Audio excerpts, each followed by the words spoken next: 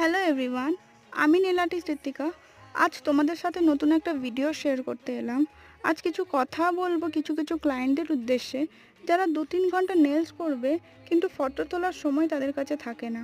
আচ্ছা বলি, এই ফটোগুলোই কিন্তু আমাদের কাজে লাগে।